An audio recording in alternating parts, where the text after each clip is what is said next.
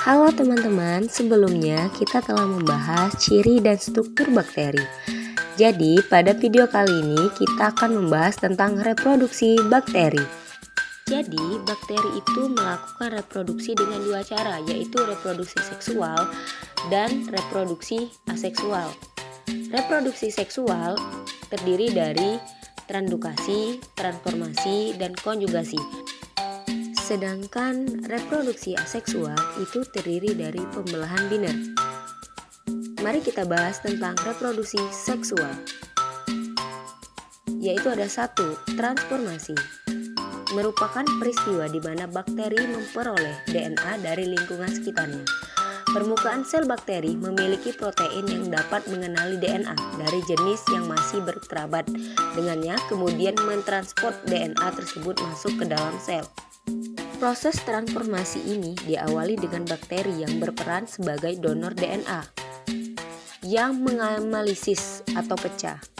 Jadi, pecahnya DNA dari sel bakteri tersebut keluar dalam bentuk potongan primen DNA. Beberapa primen DNA ditarik oleh sel penerima. DNA donor pun masuk ke dalam sel bakteri. Bisa menjadi dua. Jika DNA donor mirip dengan DNA penerima, maka DNA donor akan bersatu dengan DNA penerima, sehingga terbentuknya DNA rekombinan. Perubahan struktur DNA ini akan menyebabkan perubahan bakteri, tetapi jika DNA donor tidak mirip dengan DNA penerima, maka DNA donor akan didekralisasi oleh nuklease. Akan tetapi, terkadang DNA donor ini dapat hidup berdampingan dengan DNA penerima sebagai plasmid. Yang selanjutnya ada transdukasi. Jadi, transdukasi ini merupakan perpindahan materi genetik dari satu bakteri ke bakteri lain melalui pertukaran bakteriofag yang merupakan virus yang menyerang suatu bakteri. Reproduksi bakteri secara transdukasi ini berkaitan erat dengan replikasi virus secara lisogenik. Jadi, kalian harus memahaminya terlebih dahulu. Replikasi virus. Proses transduksi diawali dengan terjadinya siklus litik, di mana bakteri prakiopat menempel ke permukaan sel bakteri. Kemudian, bakteri phag melakukan injeksi kepada genetik, yaitu DNA, ke dalam sel bakteri. Lalu virus masuk ke dalam sitoplasma sel bakteri. Di dalam sel bakteri, DNA harus mengambil kendali DNA bakteri, sehingga DNA virus mampu mengendalikan segala proses sel bakteri. Kemudian DNA virus akan menggunakan DNA bakteri untuk menduplikasikan DNA-nya. Kromosom bakteri akan menjadi potongan-potongan DNA yang berukuran kecil. Virus kemudian menggunakan metabolisme sel bakteri untuk menghasilkan komponen-komponen virus. Kemudian terjadilah perakitan virus menjadi virus yang utuh.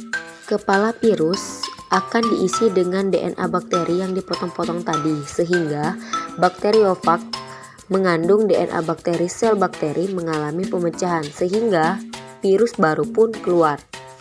Bakteriofag mengandung DNA bakteri yang menginfeksi bakteri lain.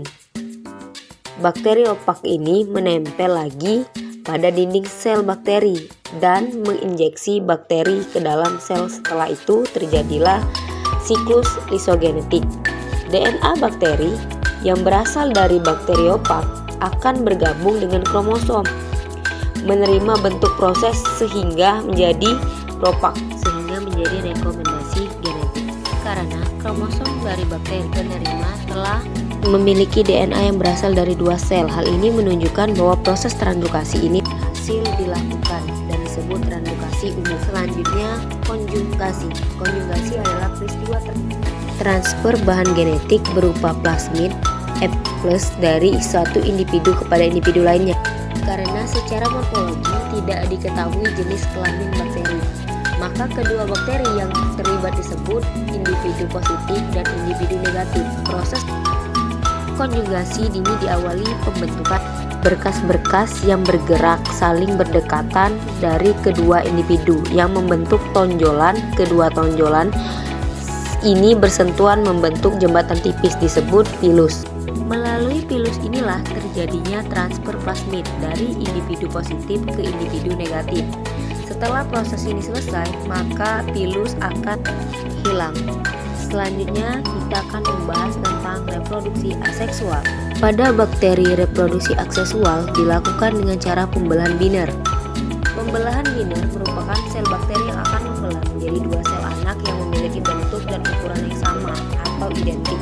Sel bakteri memiliki DNA circle yang disebut dengan nukleus. Proses pembelahan biner dimulai dengan replikasi DNA. Sel akan mereplikasi nukleus, di mana nukleus ini akan terbuang menjadi dua kromosom yang sama. Persis, kedua kromosom akan berpindah ke ujung sel dalam berlawanan, sehingga menyebabkan membran sitoplasma dan dinding sel memanjang. Ukuran sel menjadi dua kali ukuran semula dengan terjadinya pembagian sitoplasma dan bahan nukleus. Dengan terjadinya pertumbuhan dinding pada bakteri ini menyebabkan munculnya sikat atau dinding pemisah di tengah-tengah sel yang disebut sebagai septum. Dengan septum ini terbelahnya menjadi dua sel anak yang identik. Nah, jadi guys, sampai di sini dulu ya pembahasan kita tentang reproduksi bakteri. Kalau teman-teman masih bingung, silakan untuk komen di bawah ini. Nanti kita akan membuat video selanjutnya. Terima kasih, bye, sampai jumpa.